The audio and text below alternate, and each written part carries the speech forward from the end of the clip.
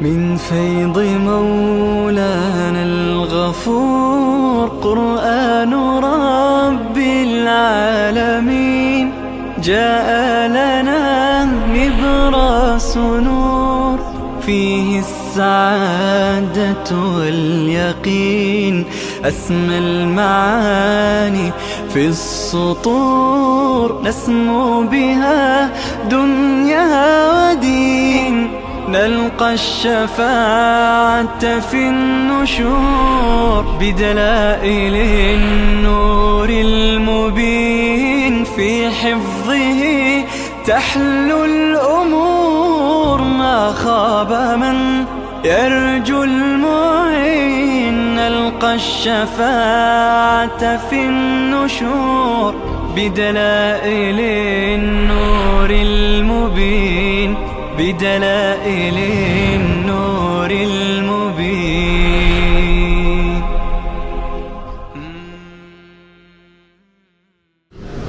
أعوذ بالله من الشيطان الرجيم. بسم الله الرحمن الرحيم. إن الله فالق الحب والنوى. باز هم دلیل عقلی در پایان تا آخر تقریبا دلائل عقلی تا آخر این جز می خوانیم. الله می فرماید ان الله فالق الحب والنوى. الله فالق هست. فالق به معنی کسی که بشکافت چیزی را، شکافنده حب بذری را میگن، دانه را میگوین که شما در زمین میاندازید. و نوا خسته خرما را میگن. خداوند همین بذر را، همین خسته خرما را میشکافد، از او بوته‌ای، از او جوانه‌ای میروید، سبز میشود. این کی بود که او را زنده کرد؟ الله. یخرج الحی من المیت و مخرج المیت من الحی. زنده میکند، بیرون میکند زنده را از مرده، زنده را از مرده.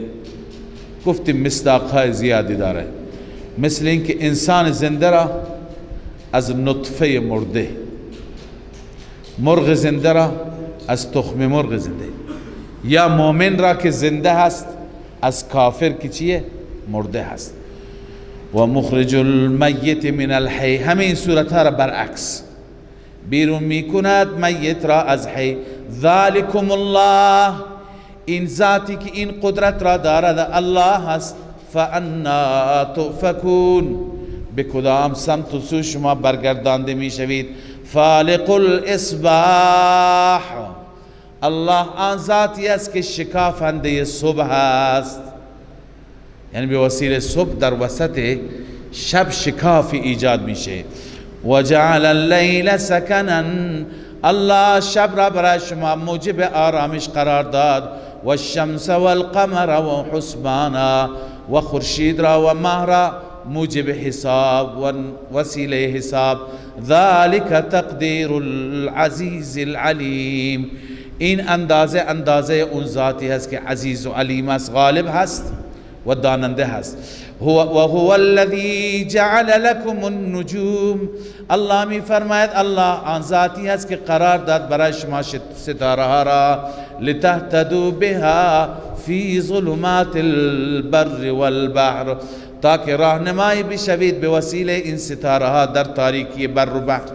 ببینید خیلی از مردم هستند که راه را گم میکنند، به وسیله ستاره ها شمال و جنوب را تشخیص میدهند.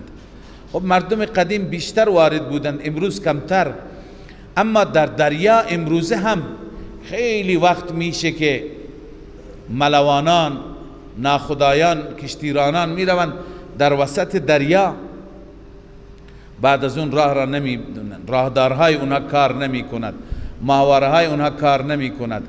اونها از روی ستاره تشخیص میدهند، جهت خودشون را میگیرند. ستاره همیشه هدایتگر و راهنما هست برای انسان ها. قد فصلنا الآیات لقوم یعلمون. ما این دلائل را مفصلا بیان کردیم برای قومی که اونها استفاده کنند، بدانند.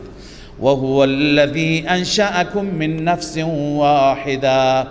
الله آن ذاتی است که شما را ایجاد کرد از یک نفس واحده. فمستقر و مستودع، شما جای قرار و جای ودیعت، برای شما جای قرار هست و جای ودیعت هست. مستقر و مستودع چند تفسیر کردم. بعضی گفتن مستقر یعنی فی الارحام و مستودع فی الاصلاب، یعنی این نطفه که استقرار میابد در رحم و قبل از اون به صورت مستودع و امانت هست فی الاصلاب، در کمر پدر. پس در رحم ها مستقر هستید و در اصلاب و کمرها چی هستید؟ مستودع هستید. بعضی برعکس گفتند، مستقر در اصلاب هست و مستودع چند روز ودیعت و امانت گذاشته میشه در چی؟ در رحم.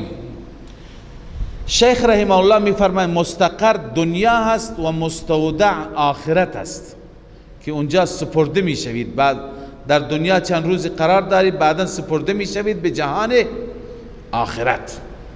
قد فصلنا الآیات لقوم یفقهون، الله میفرماید آیات را مفصلا بیان کردیم برای قومی که اونها بفهمند، درک کنند. و هو الذی انزل من السماء ماء، بس تفصیل الله تعالی تفصیل این دلائل را بیان میفرماید که چگونه الله عزوجل به شما رزق و روزی میده. و هو الذی انزل من السماء ماء، الله آن ذاتی هست که نازل کرده از آسمان آب. فاخرجنا به نبات كل شيء، این تشریح فالق الحب است. الان خواندی ان الله فالق الحب و النوى، خداوند دانه را می شکافد، خسته خرما را می شکافد، این تشریحش هست.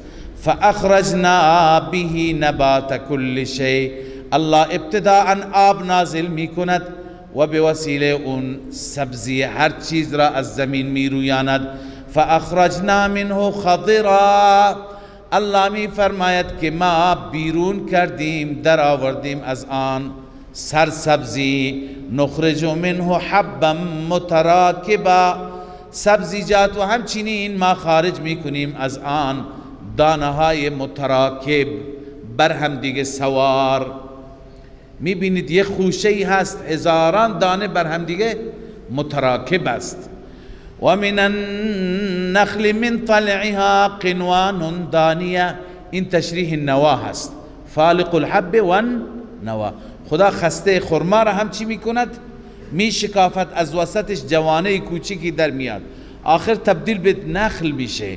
و من النخل من طلعها قنوان دانیه، از خوشه از طلع آن، طلع میگویند همون کیسه‌ای به اصطلاح که دارد، از آن قنوان دانیه، خوشه خرمایی که نزدیک شما قرار میگیرد، آویزان میشه. و جنات من اعناب، به سبب همین باران، به سبب همین آب الله درست میکنه برای شما باغاتی از انگور و زیتون و زیتون و الرمان و انار، مشتبها و غیر متشابه. بعضی از اونها با هم شبیه هم بعضی هیچ شباهتی ندارن، شباهت هم از نظر رنگ هم از نظر طعم. گاهی انسان تعجب میکنه سبحان الله، زمین یکی هست، آب یکی هست، درخت هم یکی هست، اینم اناره اونم اناره، با 5 متر فاصله، این شیرین است اون ترش است. لذا الله میفرماید مشتبها و غیر متشابه، اینها مشتبه هستند و غیر متشابه هستند، بعضی ها شبیه هم بعضی ها شباهت ندارند، هم از نظر رنگ هم از نظر طعم. انظروا الى ثمره اذا اثمر و ینعه، الله می فرماید نگاه کنید به میوه‌ای که الله به شما میدهد، اذا اثمر وقتی که میوه میدهد، و ینعه وقتی که میرسد. ینع پختگی میوه را میگن، رسیدن میوه را میگویند. ان فی ذلکم لآیات لقوم یؤمنون. الله می فرماید در همه این تفصیل، در همه این تفسیر و تفصیل آیات هست، دلائل هست برای قومی که ایمان به خدا داشته باشند، نه برای منکران. خدا این همه نعمت را داده، اما اکنون شکوه و زجر بر انسان، سرزنش بر انسان. انسان ناسپاس بجای سپاسگزاری، بجای عبادت و سجده، غیر خدا را برای خودش معبود و خدا و همه کار گرفته. وجعلوا لله شرکاء الجن. اما انسان ناشاکر قرار داده برای الله شرکاء الجن، شریکانی از جنات. چون جنات حلول میکنند در بتها، در سنگها، در درختها، در آستانها، اونجا با مردم صحبت میکنند، گفتگو میکنند، یا در جنگل کسانی میروند میترسانند و بعدا وادار میکنند که شرک کنند، میگویند ما را صدا بزنید، از ما استمداد کنید. الله میفرماید در حالی که و خلقهم، الله آنها را آفریده، و خرقوا له بنین و بنات بغیر علم. اما انسان ناسپاس تراشید برای خدا پسران و دخترانی، مثل مسیحیان که عیسی را ابن الله گفتند، مثل یهودیان که عزیر را ابن الله گفتند، مثل مشرکان مکه که ملائکه را بنات الله گفتند. الله می فرماید این انسان ها چقدر بی انصافند که برای الله دختر و پسر درست کردند و تراشیدند. سبحانه، اون ذات پاک است، از فرزند پاک است، از عیب پاک است، از شریف پاک است. و تعالی عما یصفون، و الله برتر و بالاتر است از اون چیزی که اینها توصیف میکنند برای خدا بیان میکنند. بدیع السماوات والارض. خب این زجر و توبیخ بود. بعد از زجر و توبیخ اکنون الله عزوجل دلائل توحید را بیان میفرماید. الله میفرماید بدیع السماوات والارض، الله آن ذاتی هست که آفریننده و خالق آسمان ها و زمین است. اون ذاتی که آسمان ها و زمین را پیدا کند. انا یکون له ولد، چگونه برای او فرزندی میتواند وجود داشته باشد در حالی که ولم تکن له صاحبه، برای اون همسر وجود ندارد. اینا همه مخلوق خدا هستند. خداوند نه اینکه اینها را خلق فرموده، آسمان و زمین را آفریده. لذا چطور مخلوق خدا میاد فرزند خدا میشه؟ و خلق کل شیء، الله هر چیز را آفرید، هر چیز را آفرید. پس اینا مخلوقند. و هو بكل شیء علیم، و او به هر چیز علیم است. قبلا خدمت شما عرض کردم که دو چیز از صفات بارز الوهیت هستند، یکی قدرت و تصرف، دوم علم کامل. لذا اینجا هست و خلق کل شیء، هر چیز را خالق او هست، مدبر و متصرف او هست. دوم و هو بكل شیء علیم، هر چیز را داننده هم او هست. پس وقتی که این صفات مالی او هست، معبود و خدا هم او هست، بغیر از او کسی نیست. فاعبدوا ذالکم الله ربکم. این نتیجه دلائل. 4 تا دلیل اینجا شما خواندید. یک، بدیع السماوات والارض، خداوند آفریننده آسمان ها و زمین است. دو، انا یکون له ولد ولم تکن له صاحبه، از کجا میتونه فرزند داشته باشه در حالی که همسر ندارد. سه، و خلق کل شیء، هر چیز را او آفریده. چطور مخلوق میاد زنش میشه فرزندش میشه؟ 4، و هو بكل شیء علیم، به هر چیز او عالم است، او میداند شما نمیدانید. پس از این 4 تا دلیل چه نتیجه گرفتیم؟ بنویسید ثمره و نتیجه دلائل 4 گانه. ذالکم الله ربکم، این الله هست، این که این ویژگی ها دارد، این صفات را دارد، این از الله، اللهی که رب شماست. پس از این صفات و از این دلائل ثابت شد که لا اله الا هو، هیچ معبود لایق پرستش نیست، هیچ معبود لایق عبادت نیست بغیر از او. خالق کل شیء، خالق هر چیز او هست. فاعبدوه، این نتیجه. پس او را عبادت کنید، پس او را پرستش کنید، غیر از او پرستش نکنید. و هو علی کل شیء وکیل، و او بر هر چیز وکیل است، یعنی محافظ است، مراقب است، هر چیز در اختیار او هست. لا تدرکه الابصار، دیگه از خصوصیات و صفات الله. ابصار و چشمها او را درک نمی کنند. و هو یدرک الابصار، اما خدا همه چشمها را و همه مخلوقات را می بیند. و هو اللطیف الخبیر، اون ذات لطیفی هست و ذات خبیری هست. ببینید لطیف یک معنایش اینه که به دقایق خبر دارد، ظرافتها را میداند. اللطیف ای العالم بدقائق الامور، کسی که به امور دقیقه و امور ظریف عالم باشد و مشکلاتها، از مشکلات بداند. و الخبیر یعنی العلیم بظاهر الاشیاء، اونی که به ظاهر چیزها خبر داشته باشد. اما بعضی دیگه معتقدند که لا تدرک الابصار، این به اون مربوط است، او را چشمها نمی بینند، چون که و هو اللطیف، اون لطافت دارد، یعنی ذاتی است که لطافت دارد. چیزی که لطافت داشته باشد، ظرافت داشته باشد، دیده نمیشه. و هو یدرک الابصار، او همه چیز را می بیند، چون که و هو الخبیر، اون خبر دارد، از هر چیز خبر دارد. لذا این دلائل هست. بعد از دلائل الله می فرماید این دلائل توحید آمدند، اکنون دیگه عذری ندارید، باید که بپذیرید.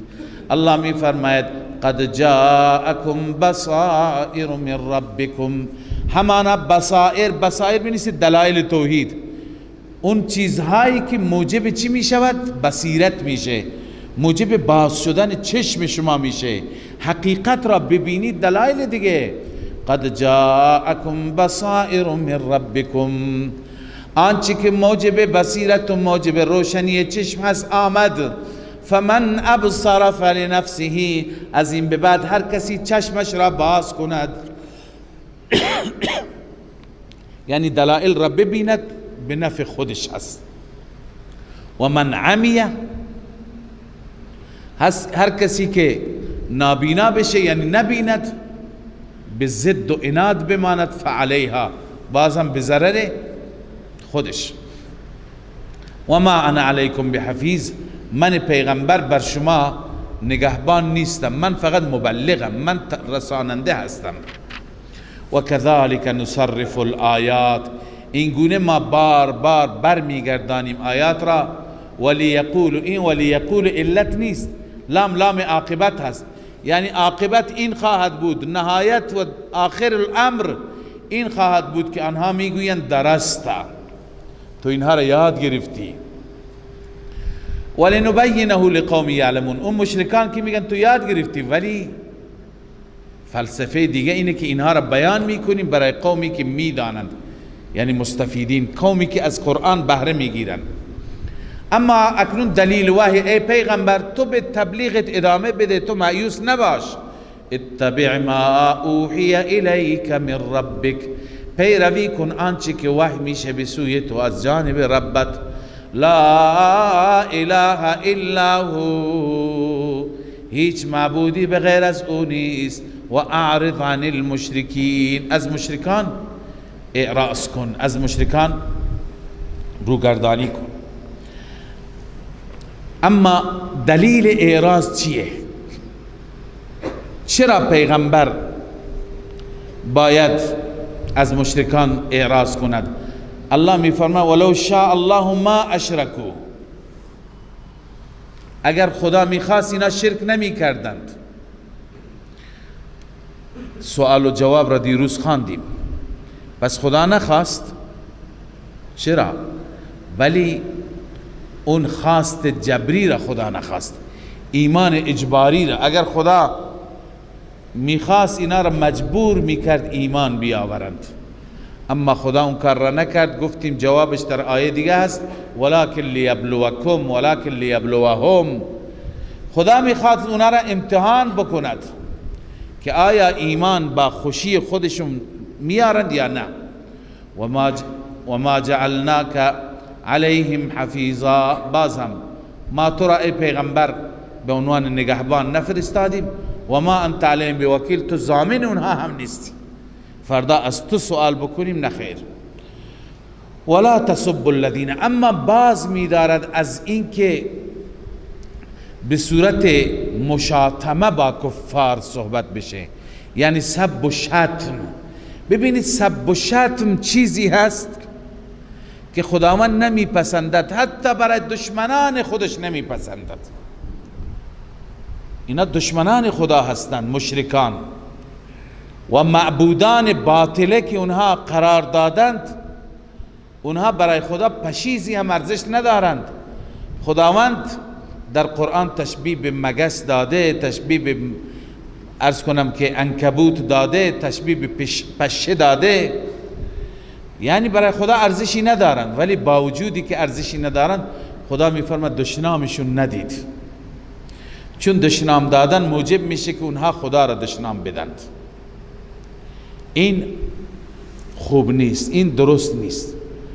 پس ببینید وقتی که دین ما دینی هست که در دین ما سب و شتم نیست، به آلهه باطل، به خدایان باطل نیست، چه برسد به بقیه انسانهای نیک و صالح.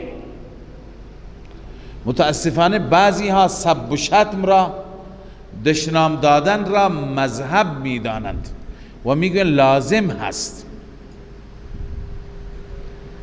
کسی را در مکاتبه برای کسی نوشتم که نباید ما به کسی بد بگیم.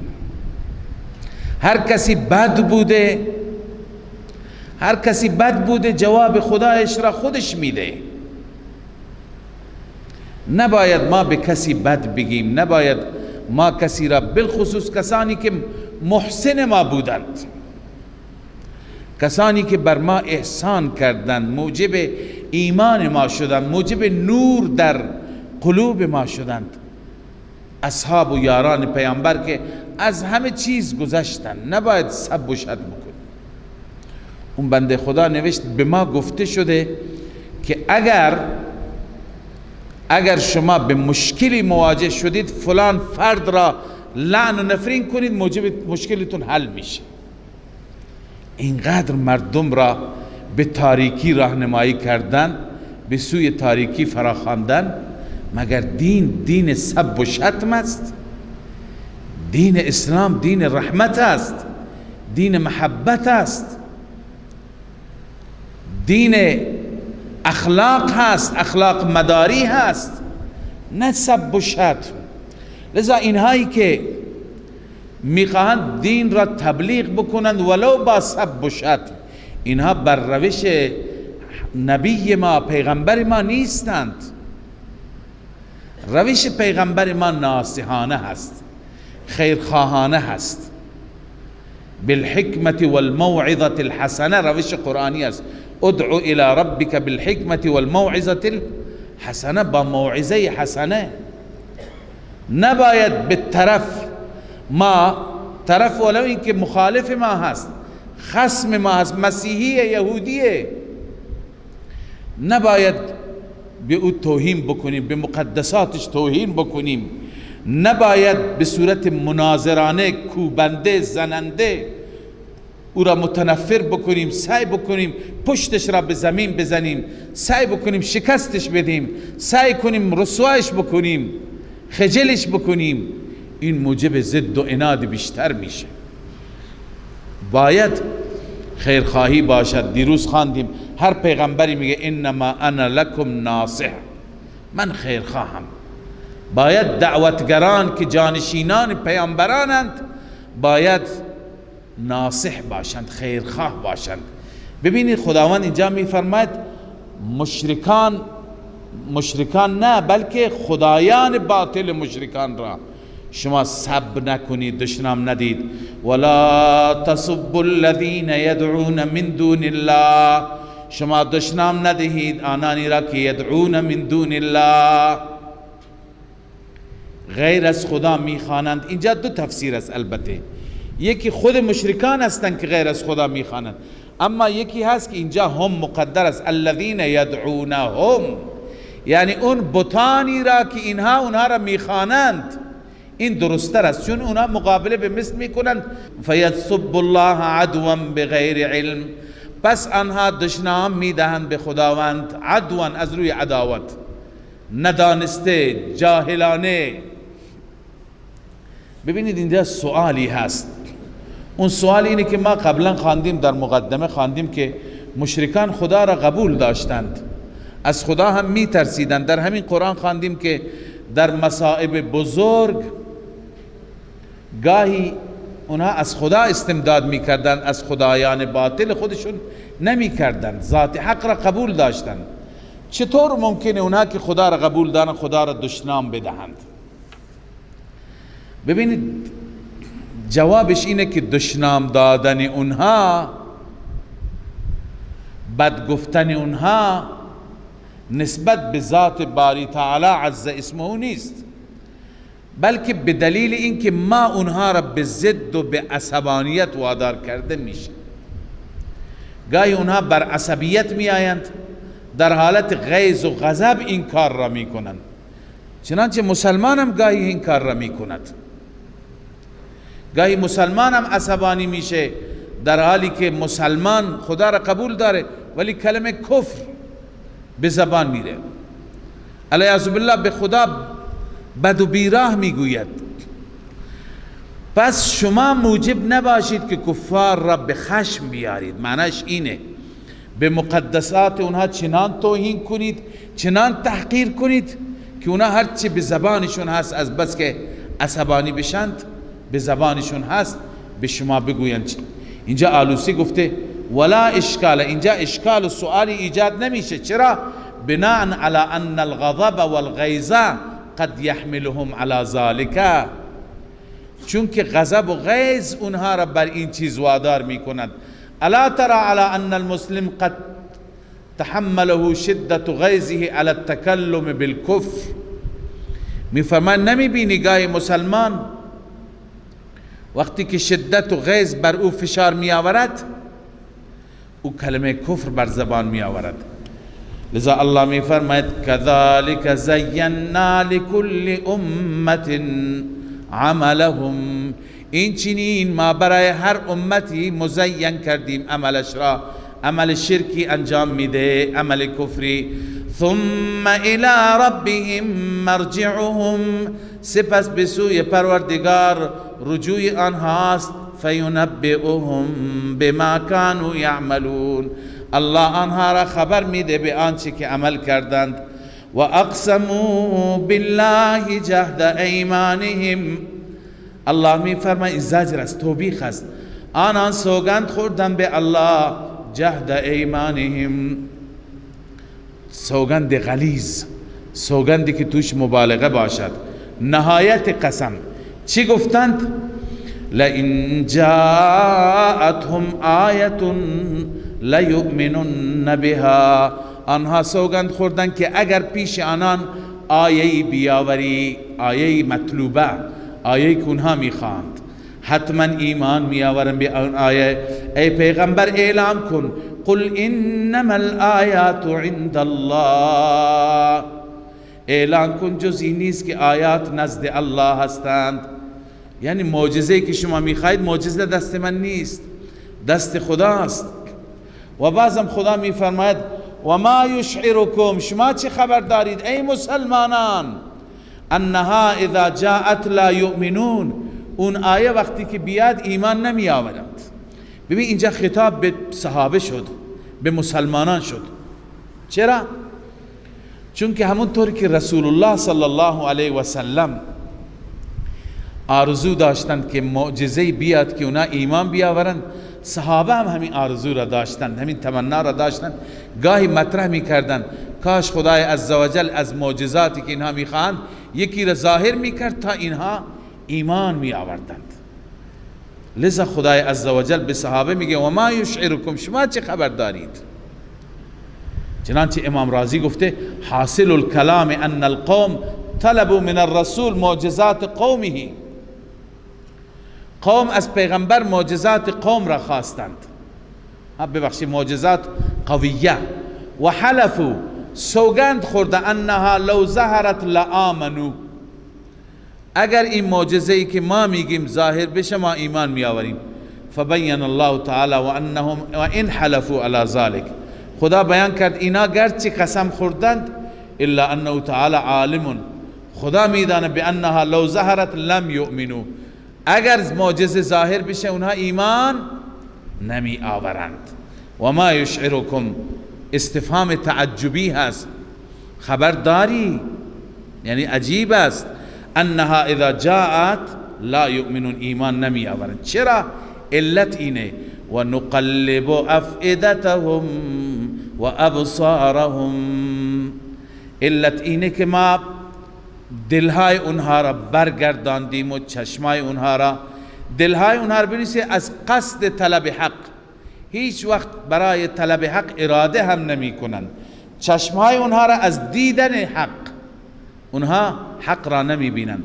کما لم یؤمنوا به اول مره، این علت تقلیب است، چون که ایمان نیاوردند روز اول، از روز اول ایمان نیاوردند و همش جدل کردند، همش بحث کردند، همش عناد از خود نشان دادند. و نذرهم فی طغیانهم یعمهون، این تشریح تقلیب است، این تقلیب معنوی است. چطور؟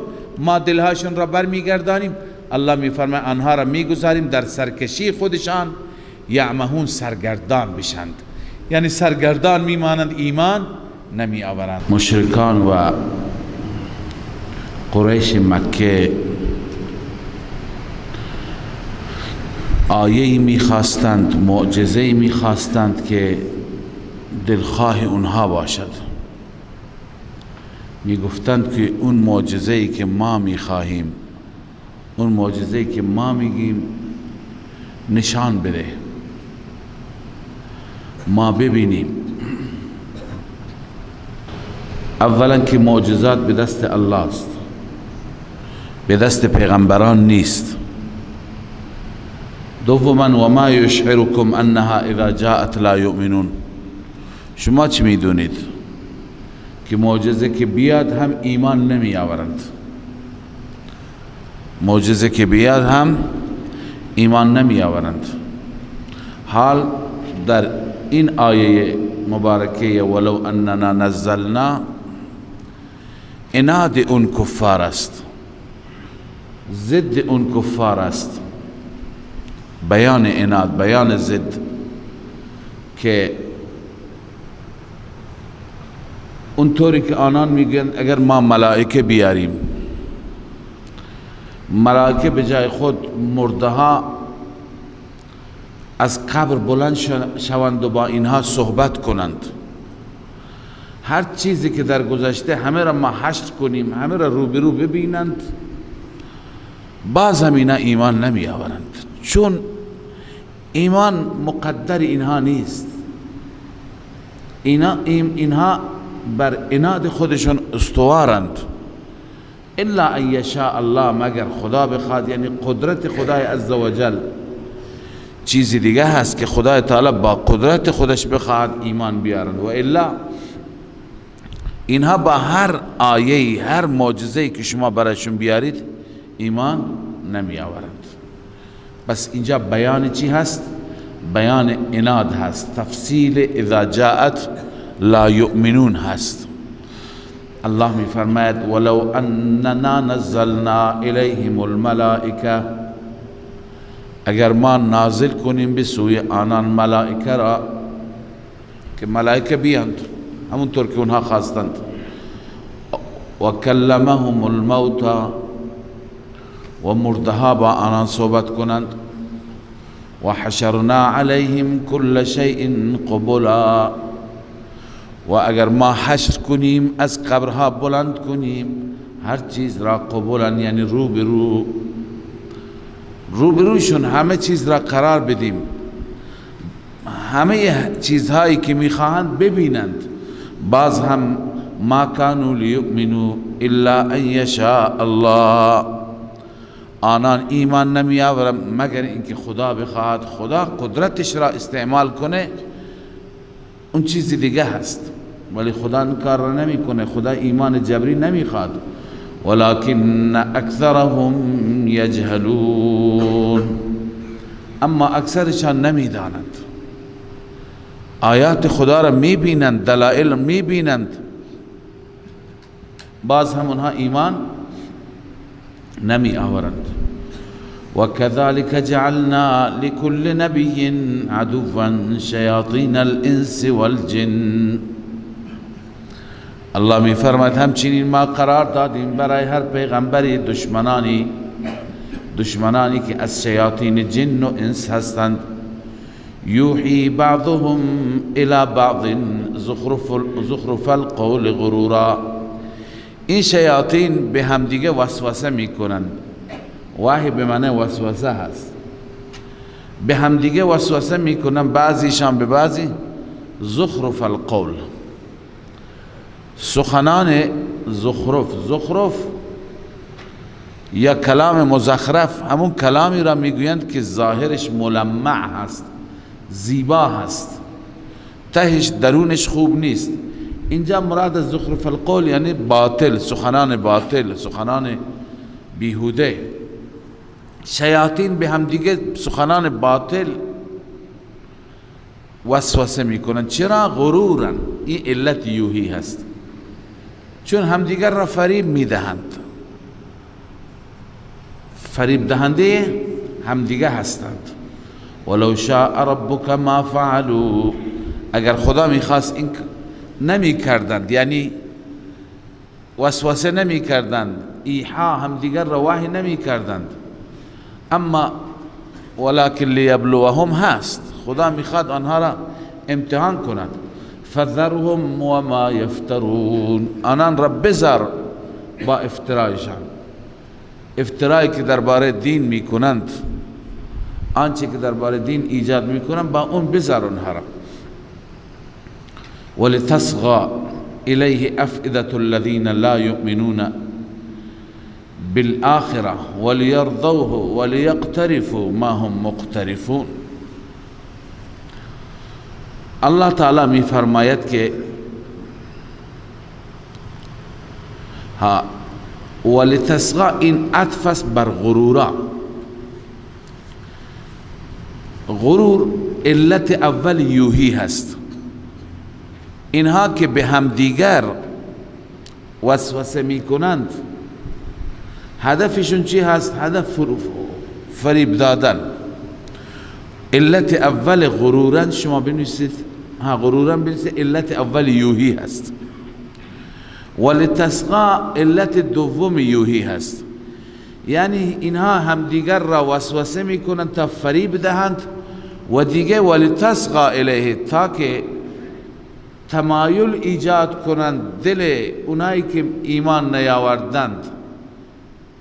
تمایل به چی؟ به کفر، به شرک، نمیخوام به طرف ایمان بیایند. ولتصغى الیه، تا که کج بشه، یعنی مایل بشه به سوی همان وسوسه، به سوی همون ایحا. افئدة الذین لا یؤمنون بالآخرة، دل کسانی که ایمان به آخرت ندارند، تا که دلشون به سوی همون وساوس تمایل پیدا کند. ولیرضوه، تا همون را بپسندند. ولیقترفوا ما هم مقترفون، تا که کسب کنند اون چه که کسب میکنند، انجام بدن اون چه که انجام میدن. خلاصه تفسیر اینه که شیاطین به همدیگه وحی میکنند یعنی به همدیگه وسواس میکنند، همدیگر را فریب میدهند. وسواس میکنند چرا؟ غرورا مفعول له هست، به خاطر فریب دادن. و دیگه وسواس میکنن به خاطر لتصغى الیه افئدة الذین، به خاطر اینکه دل کسانی که کفر کردند، ایمان نیاوردند، به اون سمت و سو متمایل بشه، به طرف ایمان تمایلی پیدا نکند تا که بروند به طرف کفر. الله می فرماید افغیر الله ابتغی، آیا غیر از خداوند من برای شما داور بیاورم؟ این آیه در پاسخ مشرکان نازل شد. مشرکان مکه از پیامبر خدا صلی الله علیه وسلم درخواست کردند که من و شما یکی از علماء یهود را یا یکی از علماء نصارا را به عنوان حکم و داور قرار بدیم، بیاد بین ما فیصله کند آیا ما بر حق هستیم یا شما بر حقید. این مطالبه را از رسول الله کردند. الله تعالی در جواب اونها بیان فرمود که افغیر الله ابتغی حکما، ای پیامبر به آنان اعلام کن آیا داوری غیر از خدا من بخواهم بیارم؟ علماء یهود، علماء نصارا در حالی که حقیقت را می دانستند، اما از آن جایی که با مسلمانان عناد داشتند، خب شما قبلا هم خواندید که می گفتن به مشرکین، می گفتن یقولون للذین کفروا هؤلاء اهدی من الذین آمنوا سبیلا، از مسلمانان راهشون بهتره، روششون بهتره. یعنی اونها به خاطر همون دشمنی که داشتن مسلمانان را بر باطل می دانستن، العیاذ بالله. لذا الله می فرماید افغیر الله ابتغی حکما، آیا غیر از الله من پیدا کنم بطلبم داور، در حالی که و هو الذی انزل الیکم الکتاب مفصلا، خداوند اون ذاتی هست که نازل فرمود به سوی شما، یعنی کتاب را، تورات و انجیل را مفصل بیان کرده. تورات و انجیل را هم خدا فرستاده، قرآن را هم فرستاده. والذین آتیناهم الکتاب یعلمون انه منزل من ربک بالحق، این دلیل نقلی است از علماء یهود و نصارا، اونا میدانند که قرآن حق است. والذین آتیناهم الکتاب، آنانی که ما به آنها کتاب دادیم، یعلمون میدانند که انه منزل من ربک، این قرآن نازل شده است از جانب ربت، بالحق، به حق نازل شده، مطابق واقع نازل شده. فلا تکونن من الممترین، هرگز تو نباش از شک کنندگان، یعنی ای سامع، ای مخاطب، تو شک نکن، قرآن اونا میدانند که منزل رب هست. و تمت کلمت ربک صدقا و عدلا، کلمه رب تکمیل شد از نظر صدق و عدل. ببین کلمه رب چی هست؟ کلمه رب یا قرآن هست یا اینکه دلائل توحید، بیشتر اینجا مراد دلائل توحید هست. دلائل توحید تکمیل شد با دلائل عقلیه و نقلیه. ببین تفسیر روح المعانی نوشته و تمت بالدلائل العقلیه و النقلیه و دلائل الوحی، یعنی موضوع توحید، مسئله توحید اثبات شد با دلائل عقلیه، با دلائل نقلیه، با دلائل وحی. صدقا و عدلا، از نظر صدق در واقع و عدل در اعمال، یعنی از نظر واقعیت نگاه کنید صدق است، از نظر اینکه کسی عمل کند به توحید واقعا بر عدل است، بر مسیر عادلانه هست، نه بر مسیر ظالمانه. لا مبدل لکلماته، کلمات الهی یعنی مطالب توحید قابل تغییر نیستن، قابل تبدیل نیستن. به خاطر مشرکین اینها تغییر نمییابند، جابجا نمیشوند، و هو السمیع العلیم. اون ذاتی است هر چیز را شنواست، هر چیز را داناست. هر کسی تغییر بدهد الله میشنود. حال الله تعالی باز هم توبیخ بیان میکند، زجر بیان میفرماید بر اینکه شما دنبال دلائل باشید، دنبال اکثریت نباشید، چون اونها میگفتن اکثر مال ماست. همیشه ما قبلا خواندیم از قرآن مستفاد و مستنباط است که همیشه اهل حق کمترند، اونایی که بر مسیر درست هستند اونها کمترند. لذا الله میفرماید و ان تطع اکثر من فی الارض یضلوک عن سبیل الله. اگر شما اطاعت کنید اکثر اهل زمین را، یعنی بعد از دلائل توحید دلائل پیش شما آمده، الان شما به دنبال اکثریت باشید، اینها شما را از راه خدا گمراه میکنند. این یتبعون، این علت است، چون که این یتبعون الا الظن، همه دنبال ظن و گمان خودشون هستند. و انهم الا یخرسون، و نیست آنها مگر از روی تخمین، از روی احتمال سخن میگویند. یخرسون فی الاقوال الا الظن فی الاعتقاد، در اعتقاد اونا دنبال ظن هستند و از نظر قول هرچی که تخمینی باشد میگویند، تحقیقی نیست. پس بهتره که به دلائل رب توجه کنی، به مردم و نظرات مردم توجه نکنی. ان ربک هو اعلم من یضل عن سبیله، خدا بهتر میداند چه کسی از راه خدا گمراه شده. و هو اعلم بالمهتدین، خدا بهتر میداند اونایی که بر هدایت هستند کی هستند. پس دلائل خدایی، دلائل قرآنی، دلائل الهی را توجه کن، به ظن و گمان مردم، به تخمین مردم توجه نکن. فکلوا مما ذکر اسم الله علیه ان کنتم بآیاته مؤمنین.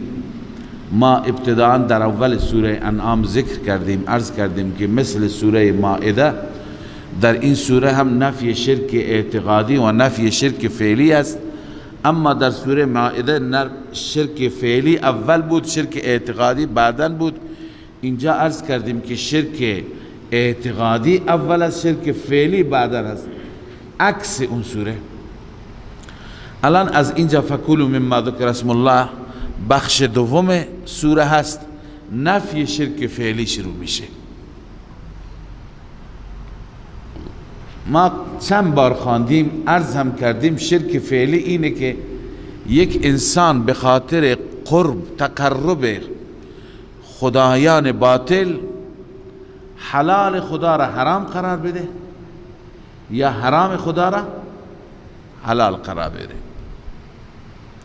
حرامی که خدا حرام کرده اون را چی قرار بده؟ حلال. به خاطر چی؟ اعتقاد به خدایان باطل، به خاطر تقرب اونها. لذا الله تعالی اینجا می فرماید فکلوا مما ذکر اسم الله علیه ان کنتم بآیاته مؤمنین.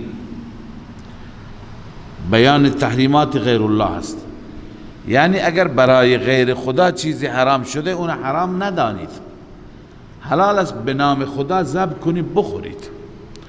پس بخورید آنچه که نام خدا بر آن گرفته شده اگر شما به آیات خدا ایمان دارید. این مقتضی است. و ما لکم الا تأکلوا مما ذکر اسم الله علیه. حال الله تعالی زجر و سرزنش بیان می‌فرماید، چرا شما نمیخورید از آن چیزی که نام خدا بر او گفته شده؟ نترسید اونهایی که به نام معبودان باطل شما اونها را رها کردید و حرام میدانید، اینا حلالم، نام خدا را بگیرید و بخورید، چرا نمیخورید؟ و ما لکم الا تأکلوا مما ذکر اسم الله علیه، چرا نمیخورید در حالی که وقد فصل لکم ما حرم علیکم، خداوند مفصلا بیان کرده اون چیزی که بر شما حرام است. محرمات را خدا بیان کرده، مگر آنچه که مجبور بشید. پس یعنی بخورید نخورید. و محرمات را نخورید مگر مجبور شدید. اینجا مطلب کوتاهی خدمت شما عرض کنم. مفسرین این بحث را کردند، اینکه خداوند میفرماید وقد فصل لكم، ما محرمات را قبلا مفصلا بیان کردیم. محرمات کجا بیان شدند؟ ببینید قبل از سوره انعام شما در سوره مائده چی خواندید؟ محرمات را مفصل خواندید. حرمت علیکم المیت والدم ولحم الخنزیر وما اهل به لغیر الله تا میخواد والموقوذه والمتردیه والنطیحه وما اکل السبوع وما ذبح علی النصب وان تستقسموا بالازلام ذلکم فسق الی آخره. بعضی میگویند که خود در سوره مائده بیان شده. این درست نیست. چرا؟ چون سوره انعام سوره مکی هست، سوره مائده سوره مدنی هست. اگر بگیم مراد سوره مائده هست، خب سوره مائده بعد از این نازل شده. اینجا خدا میفرمه وقد فصل لكم، ما مفصلا اینا را چی کردیم؟ برای شما بیان کردیم. پس مصداق وقد فصل لكم سوره مائده نیست، سوره مائده بعد از این نازل شد. قول دوم که مولانا اشرف علی تانوی رحمه الله می فرمایند اون اینه که قبل از سوره انعام در سوره نحل بیان شده. سوره انعام هم مکی هست، سوره نحل هم مکی هست. سوره نحل قبل از انعام نازل شد. پس اینجا درست در میاد که بگیم وقد فصل لكم ما حرم، قبلا مفصل بیان کردیم در سوره نحل. اما اینجا یک اشکال دیگه وجود دارد. درسته که در سوره نحل بیان شده، در سوره نحل بیان شده، اما در سوره نحل مفصل نیست، مختصر است. اونجا فقط 4 تا از محرمات را خدا ذکر کرده: میتة، لحم خنزیر، دم و ما اهل لغیر الله. دیگه هیچ تفصیلی اونجا نیست. پس سوره نحل هم نمیتونه چی باشد؟ مصداق باشد. پس مصداق این آیه کجاست؟ حضرت شیخ رحمه الله نکته بیان می‌فرماید که در عبارت امام رازی همین معلوم میشه. شیخ می‌فرماید مصداق وقد فصل لكم ما حرم علیکم سوره مائده نمیتونه باشه، چون سوره مائده بعد از این نازل شد، مدنی است. سوره نحل هم نمیتونه باشه، چون سوره نحل نسبت به اینجا مختصرتر است، اینجا مفصل تره. سومین سوره ای که میتونیم بگیم که مصداق این هست خود همین انعام است، خود سوره انعام است. وقد فصل لكم ما حرم علیکم یعنی تفصیلوار داره بیان میشه. متوجه شدید؟ تفصیلوار داره چی میشه؟ بیان میشه. یعنی فصل بر ماضی گذشته نیست، فصل دلالت بر حال میکند. ما در قرآن این نمونه ها را داریم. مثلا ببینید در اول سوره نور خداوند میفرماید سورة انزلناها و فرضناها، سوره ای هست که ما اون را نازل کردیم و تعیین کردیم. خب کجاست این سوره؟ خود نور است، هنوز نازل نشده، اما چون داره میشه با صیغه ماضی از او چی کرد؟ تعبیر کرد. پس وقتی که این چنین هست در همین انعام با تفصیل آمده، پس وقد فصل لکم معنیش اینه که خداوند در حال بیان هست، در حال بیان محرمات است. پس این وقد فصل لکم به تاریخ گذشته نگاه نکنید، به گذشته شما نرید، داره بیان میشه. این نظر و دیدگاه حضرت شیخ رحمه الله قائم کرده. بعد در عبارت امام رازی رحمه الله معلوم میشه که دیدگاه ایشون هم همین است، نزدیک این است. ببینید امام رازی میفرماد الاولی ان یقال المراد قوله بعد هذه الآیه، بهتر این است که بگیم وقد فصل لکم مراد خداوند بعد از همین آیه هست که داره بیان میکنه. بعد از این آیه چی هست؟ قل لا اجد فیما اوحی محرما علی طاعم، دو سه رکوع بعد محرمات را خدا بر می شمارد. قل لا اجد فیما اوحی الی محرما علی طاعم یطعمه، مفصل بیان میکنه. خب و هذه الآیه، الان شما اعتراض میکنید که این قل لا اجد بعد از این نازل شد، اینجا گفته وقد فصل لکم. میفرمای و هذه الآیه و ان كانت مذکورة بعد هذه الآیه بقلیل،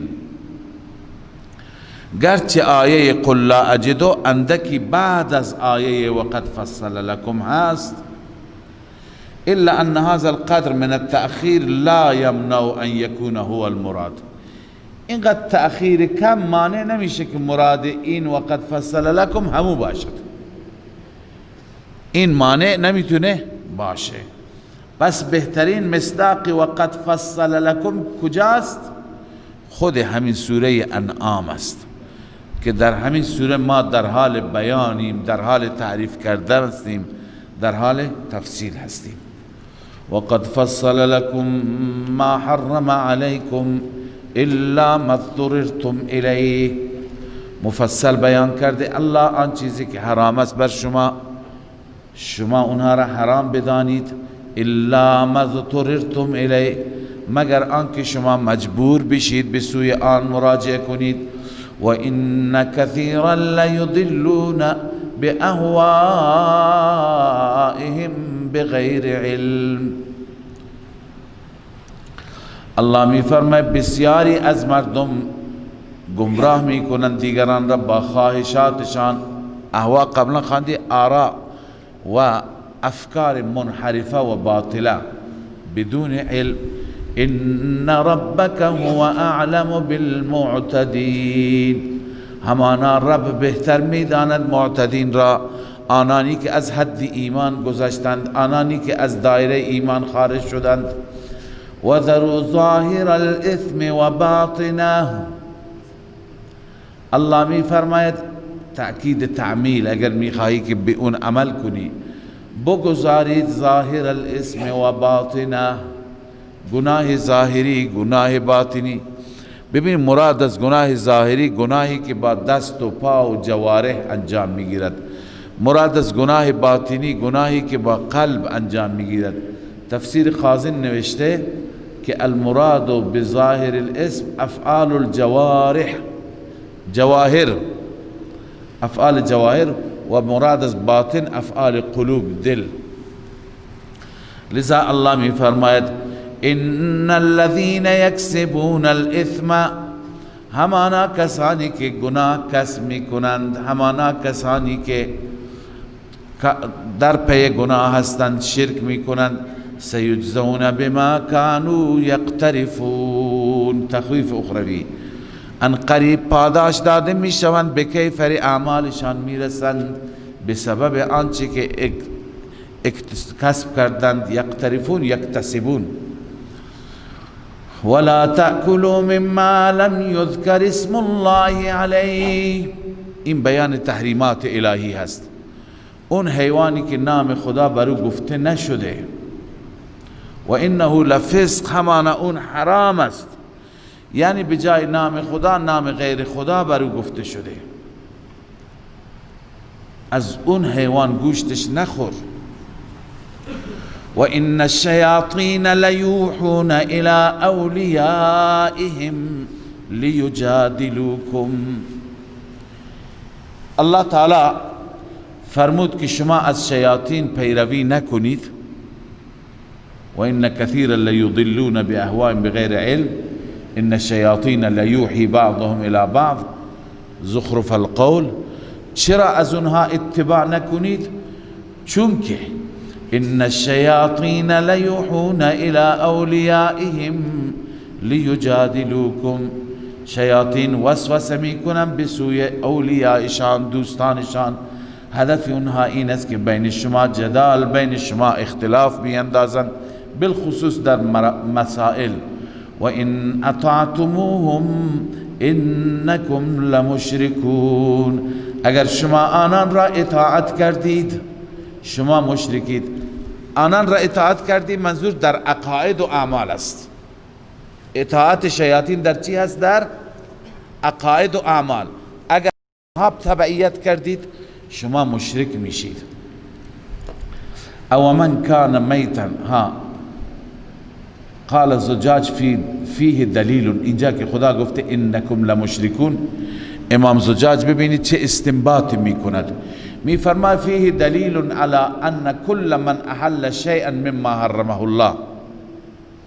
هر کسی بیاد چیزی را که خدا حرام قرار داده یکی بیاد حلالش بکنه، او حرم مما احل الله تعالی، یا اینکه حلال بکند چیزی را که خدا حرام قرار داد. حرام قرار انجام حرام معتقد باشد چیزی را که خدا حلال قرار داده اعتقاد داشته، فهو مشرک. تفسیر کبیر این مشرک است. پس ما این را چه تعبیر میکنیم؟ شرک فعلی. شرک فعلی همین است که به خاطر خدایان باطل چیزی که خدا حلال قرار داده این حرام بکند، یا چیزی که خدا حرام قرار داده این حلالش بکند. این میشه شرک. الله میفرماید اگر در عقاید و اعمال از آنها تبعیت کردید شما مشرکید. او من کان میتا فاحییناه. بعد از اینکه خداوند خودش فتوای شرک صادر کرد بر کسانی که در محرمات از شیاطین تبعیت کنند اعتقادا و عملا. الان در تمثیل الله تعالی فرق مشرک و فرق کافر را با مسلمان بیان می‌فرماید که ببینید مسلمان خیلی با یک کافر، با یک مشرک فرق داره. مسلمان میماند مثل یک میتی که ما زندهش کردیم. یه مرده بود، مرده یعنی زمانی که ایمان نداشت مرده بود، زمانی که مشرک بود مرده بود. ما او را حیات دادیم بعد از اینکه ایمان آورد. پس ایمان به مثابه حیات است، به مثابه زنده شدن است. خدا میفرماید این با اون مشرک یکی است، اون مشرکی که هنوز مرده هست، گویا اونی که هنوز در تاریکی هست، هنوز در انحرافات است، اینا هرگز با هم یکی نیستند. الله میفرماید او من کان میتا فاحیینا. آیا اونی که مرده بود یعنی کافر بود، مشرک بود، فاحییناه ما حیات دادیم، حیات قلب منظور است، ایمان دادیم. وجعلنا له نورا یمشی به فی الناس. ما قرار دادیم برای اون نوری که به وسیله اون نور در میان مردم می رود، یعنی نور ایمان، نور توحید، نور فراست. آیا این انسان کمن مثله، مثل اون انسانی هست که مثالش اونی هست که فی الظلمات، در تاریکی های کفر، شرک، جهالت است، لیس بخارج منها، خارج نمیشه از اون تاریکی ها. آیا اینا با هم برابرند؟ مسلمه برابر نیستند. كذلك زجن للكافرين ما كانوا يعملون. چرا کافر خارج نمیشه؟ این علت لیس بخارجین هست. كذلك زجن چی هست؟ علت لیس بخارجین هست. چرا خارج نمیشه؟ چون اعمال مشرکانه جلوی چشم او برایش زیبا جلوه داده شده. یعنی شرکی که میکند شرک را عبادت میپندارد، عبادت تصورش میکند، فکر میکنه داره قرب خدا را حاصل میکنم. خب اینی که فکر میکنه شرک قرب خدا هست از او توبه میکنه؟ نه خیر، اعمال شرکیش جلوی چشمش برایش چی است؟ مزین است، زیباست. كذلك زين للكافرين ما كانوا يعملون. علت لیس بخارج، به این خاطر که ما مزین شده برای کافران ما كانوا يعملون، اعمال سیئه، اعمال شرکیه، اعمال سیئه فیرونها حسنا ولا یخرجون منها، اون اعمال را حسنه میبینند، هرگز از اون خارج نمیشوند. وكذلك جعلنا في كل قرية اکابر مجرمیها لیمکروا فیها. این علت دوم است. ببینید چرا یک مشرک وقتی که وارد شرک میشه از شرک، از مسیر شرکی خارج نمیشه؟ علت اول این است که خواندیم اعمال شرکی جلو چشمش زیبا هستند، حسنه هستند، پس کسی از زیبایی ها خارج نمیشه. دوم این که هر قریه اونی که در رأس قریه هست، اونی که کت خدای قریه هست، او مجرمش هست، یعنی او راه شرک را گرفته. وقتی که بزرگان قریه راه شرک را گرفتند، خب این بقیه تابعان هم از تبعیت اونها دست نمی کشند، تابع اونها می مانند در گمراهی. الله می فرماید وَكَذَلِكَ جَعَلْنَا فِي كُلِّ قَرْيَةٍ اَكَابِرَ مُجْرِمِيهَا. همچنین ما قرار دادیم در هر قریه اکابر، بزرگان را، بزرگان اون قریه که مجرمین آن قریه هستند، لیمکروا فیها، این لام عاقبت که نتیجه این میشه که اونها در اون قریه مکر میکنند، یعنی توطئه میکنند. چه توطئه‌ای؟ توطئه‌ای برای رواج دادن شرک، توطئه میکنند که مردم مشرک بمانند، اما این مکر به خودشان برمیگردد. و ما یمکرون الا بانفسهم و ما یشعرون، مکر نمیکنند مگر به خود و نمیدانند. و اذا جاءتهم آیه قالوا لن نؤمن حتى نؤتى مثل ما اوتی رسل الله. زجر توبیخ، اینها به قدری گمراه هستند که آیه‌ای که از سوی خدا می آید تکبر و استنکاف میکنن، میگن ما ایمان نمی آوریم حتی که به خود ما مستقیما همین وحی برسه. منظور اینه که چرا خدا از ما پیغمبر نمیگیره؟ اونها فکر میکردن که پیغمبری با سرداری هست، پیغمبری با پول است، لذا میگفتن که به خود ما داده بشه. الله میفرماید و اذا جاءتهم آیه، هرگاه آیه پیش آنان می آید، قالوا لن نؤمن حتی نؤتا، آنان می گویند که ما هرگز ایمان نمی آوریم حتی نؤتا، حتی که داده بشیم مثل ما اوتی رسول الله، مثل آنچه که بقیه رسول خدا داده شدند. الله می فرماید که رسالت چیزی هست، نعمتی هست که الله به هر کس نمیده. الله اعلم حیث یجعل رسالته، الله بهتر میداند کجا رساله خودش را قرار بده، چه کسی را پیغمبر قرار بده. لذا اینها که به پیغمبری نمیرسند و به اینها وحی نمیاد بماند، با این خواسته معاندانه خودشان به ذلت گرفتار میشوند. سیصیب الذین اجرموا صغار عند الله، الله می فرماید ان قریب میرسد به کسانی که جرم کردند. صغار عند الله یعنی ذلت نزد خدا، صغار منظور ذلت و خواری هست. و عذاب شدید بما كانوا یمکرون، و به آنان عذاب شدید میرسد چون که نیرنگ کردند، توطئه کردند بر علیه اسلام و مسلمان. فمن يرد الله ان يهديه يشرح صدره للاسلام، الله می فرماید کسی را که خدا بخواهد ان یهدیه او را هدایت کند یشرح صدره للاسلام سینهش را برای اسلام باز می کند. یعنی هدایت به دست خداست. خداوند سینهش را باز می کند، ایمان هدایت در سینهش جای می گیرد، مطمئن میشه. و من یرید ان یضله یجعل صدره ضیقا حرجا. این صفات محرومین از هدایت است. هر کسی که خدا بخواد او را گمراه کند یجعل صدره ضیقا حرجا، سینهش را تنگ می کند. ضیق تنگ، حرج خیلی تنگ.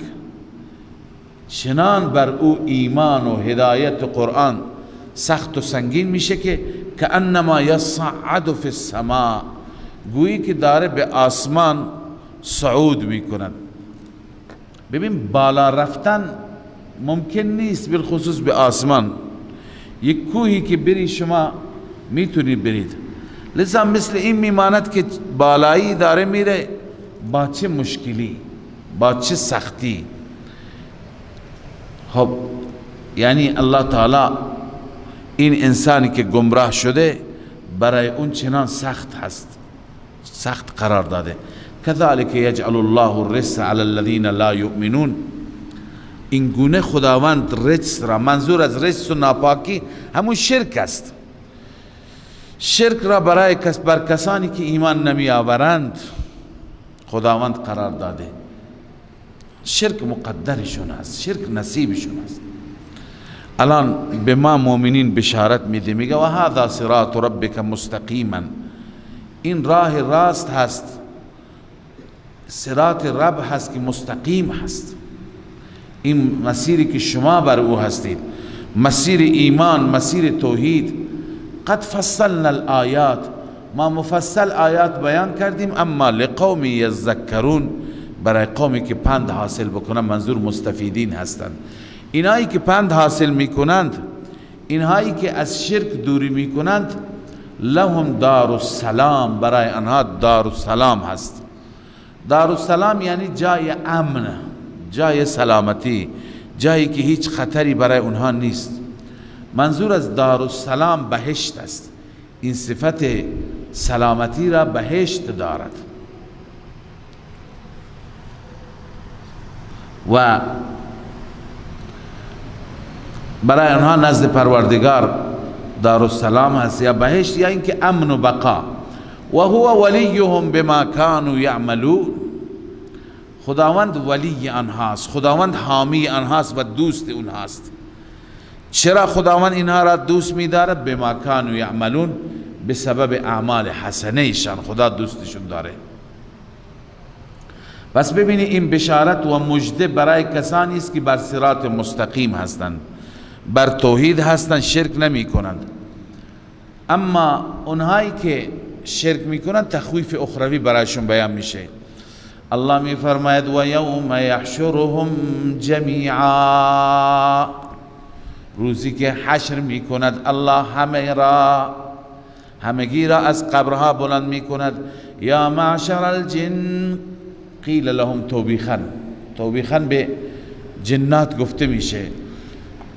یا معشر الجن قد استكثرتم من الانس، ای معشر جن، ای جماعت جنها، شما زیاد گمراه کردید از انسانها.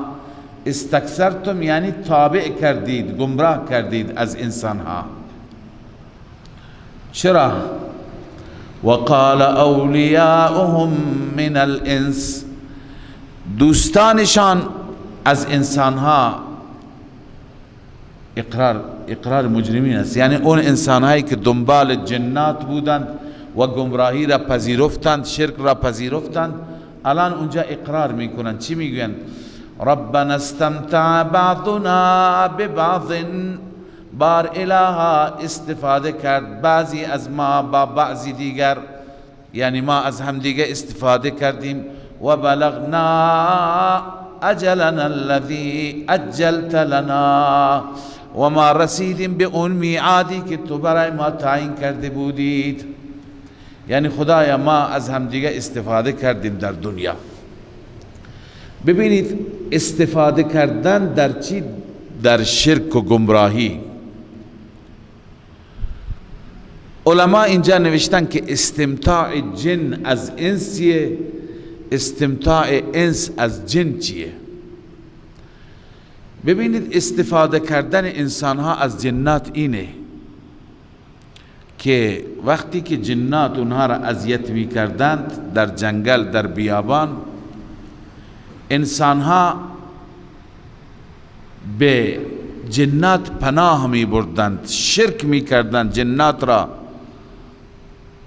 پناهگاه خودشون می دانستند و شرک می کردند. جنات دیگه با اونها کار نداشتند.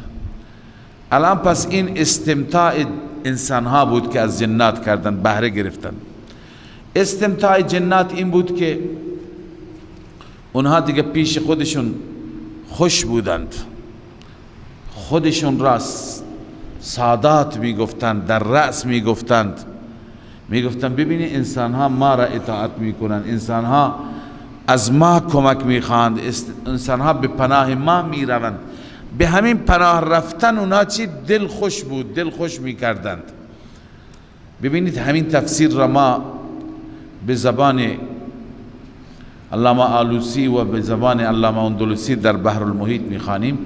عن الحسن و ابن جریج و زید و الزجاج و غیرهم ان استمتاع الانس، استفاده کردن انسان ها از جنات این بود که انهم كانوا اذا سافر احد منهم، هرگاه یک انسانی مسافرت میکرد و خاف الجن، از جنات در بیابان میترسید، در جنگل میترسید، قال اعوذ بسید هذا الوادی، من پناه میبرم به سید این وادی،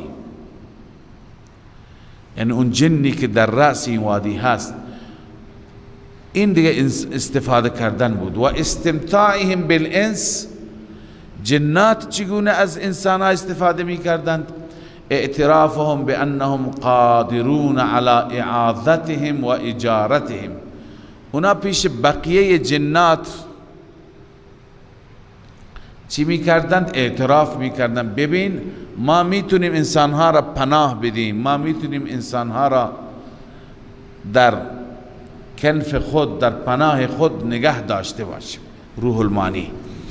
قال ابن عباس، باز هم قال ابن عباس و مقاتل ایضا استمتاع الانس بالجن، این که انسان از جن استفاده می کند یعنی چه؟ که قال بعضهم اعوذ بعظیم هذا الوادی، من پناه می برم به بزرگ این وادی، من شر اهلی، از شر اهلش. چه زمانی این را می گفتن؟ اذا بات بالوادی فی سفره، وقتی که در یک وادی شب می خواستن بخوابند، می خواندند تا اینجا جنات ما را اذیت نکنند. و استمتاع جن به انسیه افتخارهم علی قومهم، اینا می رفتن پیش قومشان افتخار می کردند و قولهم می گفتن قد سدنا الانس، ما رئیس انسان ها هستیم، ما سادات اونها هستیم. حتی صاروا یعوذون بنا، حتی که به ما پناه می برند، یعنی جنات به صورت افتخار می گفتند. پس این هست که ربنا استمتع بعضنا ببعض، جن از انس استفاده کرده، انس از جن. و بلغنا اجلنا الذي اجلت لنا، بار اله ما رسیدیم به اون میعاد، به اون اجلی که تو تعیین کرده بودی برای ما. قال النار مثواكم خالدین فیها الا ما شاء الله، خداوند میگه آتش هست جایگاه شما همیشه هست، الا ما شاء الله، مگر اونی که خدا بخواهد. ببینید این مطلبی و یک اشکال عمده‌ای که در بعضی از آیات، از ظاهر بعضی از آیات معلوم میشه، خدمت شما عرض میکنم. مگر در جهنم تا ابد نیستن مشرکان که خداوند میفرماید الا ما شاء الله؟ شما در سوره هود هم میخوانید و اما الذين شقوا ففي النار خالدین فیها ما دامت السماوات والارض الا ما شاء الله. خوب توجه کنید، اشقیا، کفار، مشرکان در آتشند، همیشه در آتش هستند. ما دامت السماوات والارض، ما دامت السماوات والارض کنایه از تعبید است، کنایه از ابد است. الا ما شاء الله، مگر اون وقتی که خدا بخواد، اندازه‌ای که خدا بخواد تو آتش نخواهند بود. اینجا هم میخوانیم که مشرکان جایشون در آتش است الا ما شاء الله. به همین خاطر بعضی گفتن شاید آخر جهنم چی میشه؟ تعطیل میشه. خداوند تا هزاران هزار سال مشرکان را، کافران را به کیفر اعمالشون میرساند، آخر همه را نابود میکند، فقط بهشت میماند. این دیدگاه نادرستی هست. از اشاره الا ماشاء الله اگر کسی این دیدگاه را قائم کرده اعتباری ندارد. اونطور که معلوم میشه جهنم برای همیشه هست. خب پس الا ماشاء الله معنیش چی هست؟ ببینید مشرکان که در جهنم هستند، در آتش هستند، گاهی از آتش بیرون برده میشوند. کجا برده میشوند؟ شما خوانده اید گاهی برای ماء حمیم برده میشه. گرچه ماء حمیم عذابش سخت‌تر از این آتش است، ولی خب از آتش بیرون میشه. گاهی به زمهریر برده میشه. زمهریر هم یه جای بسیار سرد هست که اونجا که بره باز برای آتش تمنا میکند، چنان یخبندان هست. پس اینجا باز هم از جهنم خارج شد. سأرهقه صعودا، بر اون کوه من او را بالا میکنم که اینم عذابی هست. خب پس معلوم میشه که گاهی الا ماشاءالله اشاره به همون چی هست؟ به همون بیرون کردن از جهنم، گاهی به خاطر عذاب دادن سخت‌تر هست، به خاطر عذاب دادن سخت‌تر هست. پس این معنی الا ماشاءالله است. ان ربک حکیم علیم، به درستی پروردگار تو کارهایش و حکمت است و علیم همه چیز را میداند. و کذالک نولی بعض الظالمین بعضا بما كانوا یکسبون. الله می فرماید حواله میکنیم بعضی از ظالمین را به بعضی، بما كانوا یکسبون، به سبب اعمال مشرکانه، به سبب آنچه که اونها کسب کردند. یا معشر الجن والانس، خب ما خواندیم که جن و انس هم دیگر را گمراه کردن، به جهنم قرار میگیرند. این تخویف اخروی است. در اون روز از طرف خدای عزوجل این گونه خطاب میشوند.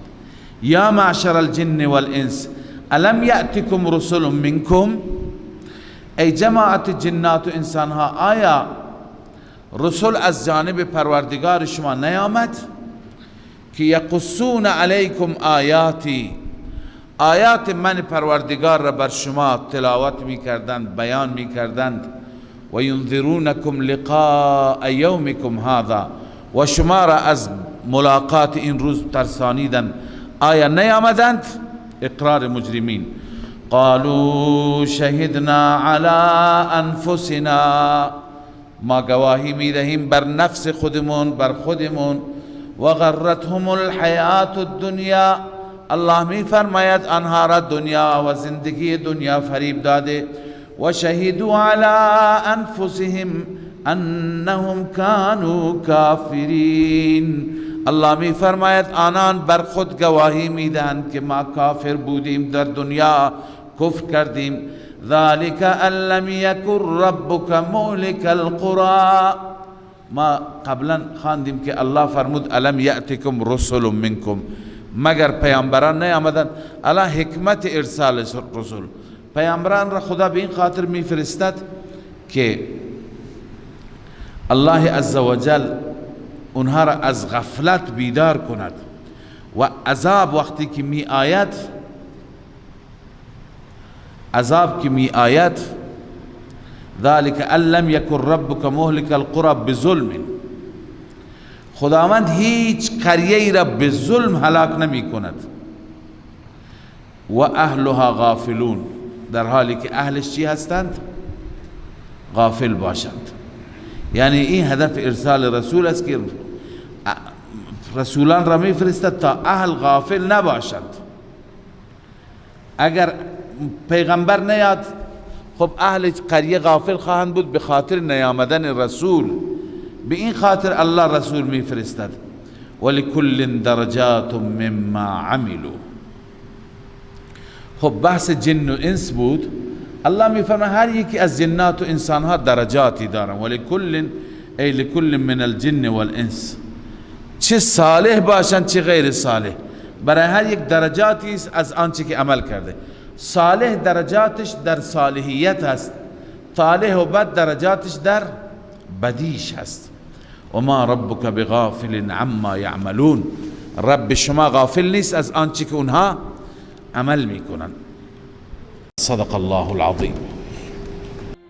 من فيض مولانا الغفور قرآن رب العالمين، جاء لنا نبراس نور فيه السعادة واليقين، أسمى المعاني في السطور نسمو بها دنيا ودين، نلقى الشفاعة في النشور بدلائل النور المبين، في حفظه تحلو الأمور، ما خاب من يرجو المعين، نلقى الشفاعة في النشور بدلائل النور المبين، بدلائل النور